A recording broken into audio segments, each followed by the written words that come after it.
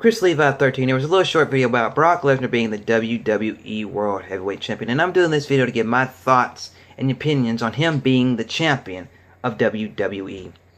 As most of y'all know right off the bat, Brock Lesnar had a run in WWE in the early 2000s where he had matches with Goldberg, Undertaker, John Cena, Kurt Angle, among many others, and even won the top championship in the WWE at the time. And he held the belt pretty cool, and I liked his first run in WWE. I thought it was cool, amazing, awesome. But after he left the WWE after that run, he went and had a short run in the UFC, the Ultimate Fighting Championship, which is mixed martial arts. And he go in there and got in that cage, and he won the main championship there. But I never really cared for Brock Lesnar in the UFC, to be honest. Because I thought, hey, it's a wrestler going into UFC. I thought at first it was cool, amazing, awesome. But then the way he carried himself, his attitude, and just the whole way he was in UFC never really turned me on. Never really got to my fancy or anything like that. And I just really wasn't into it. But that's also because I'm more of a wrestling fan than I am a mixed martial arts fan. But then in 2012, Brock Lesnar returned on a part-time schedule to the WWE to have matches with guys like John Cena, Triple H, CM Punk, and so on. And his run was, would you say, lackluster, not living up. But then 2014 was around. Not just the Paul Heyman guy, but the Paul Heyman beast, and along with Paul Heyman, declare that he wants a shot at the WWE World Heavyweight Championship around the Royal Rumble. He doesn't get a shot. Everybody forgets about him saying that, kinda. He goes on. He has a feud with the Undertaker leading up to WrestleMania, and he defeats Undertaker, making Undertaker be 21-1 at WrestleMania. And Brock Lesnar being the guy to end the streak, which shocked the whole world, basically the whole wrestling world. Everybody's like, "Oh, the immortal Undertaker got defeated at his game WrestleMania matches." But, you know, Brock Lesnar and the WWE had to wait until Undertaker was old and worn out for Brock Lesnar to get his big, strong ass in there and defeat him, which I did not like. But since Undertaker chose him to defeat the streak and all that, I'm kind of okay with it. Because I've always been 50-50 with Brock Lesnar. Sometimes I like him, sometimes I don't. And then, a couple months go on, he has a few more, he gets ready, and then SummerSlam comes around. He declares, I want to go after John Cena, and I want to take John Cena's World Heavyweight Championship.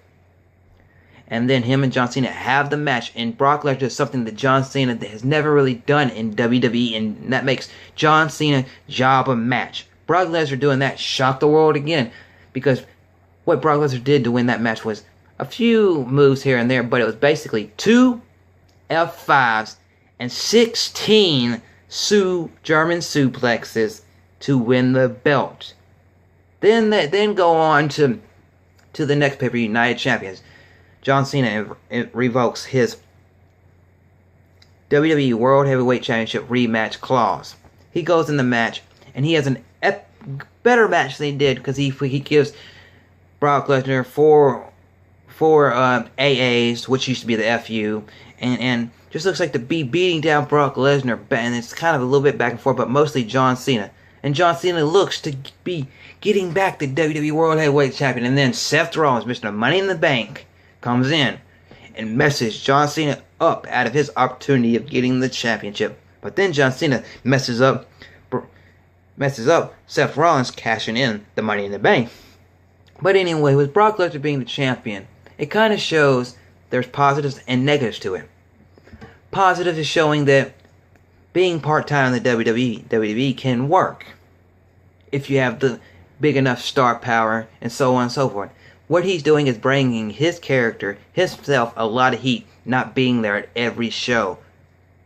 Now, him not being there at every pay-per-view, if he's not at Hell in a Cell or TLC or so on and so forth, I will not like that at all. Because I think the champion, if you're going to be the main champion, you should be able to be at every pay-per-view, be a prize-fighting champion, as he calls himself, and be able to be that beast and fight tooth and nail to keep that championship.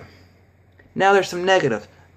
Brock Lesnar, unlike The Rock, who came back for a short time and was a part-timer, and The Rock won the championship, And basically, The Rock won the championship to kind of bring in the new belt that you see everybody wearing now with the customized side plates on it.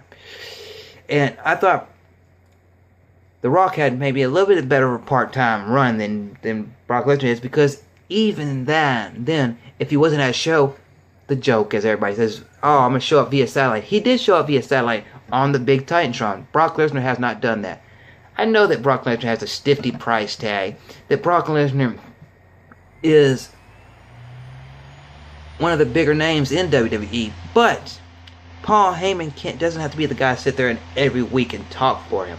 Brock Lesnar's got his own voice. Why can't Brock Lesnar come out there and have Paul Heyman say some words to help him out, but Brock Lesnar to come out there before the world and cut a massive promo, be there on the weekly shows and do all that, because I think it would do a little bit better. But that's just my thoughts and opinions on Brock Lesnar being the World Heavyweight Champion. I may not have done the best video, but hey, I'm getting back in the swing of doing these videos for my YouTube channel and for the world to see. Now, can you all that have watched this video, please subscribe to this channel if you have not yet, and go check me out on Instagram, Twitter, and on Facebook at the Rock and Roll Wrestling Show page, and give that page a like if you haven't yet. And as always, keep a rockin' and a rollin'. Till next time.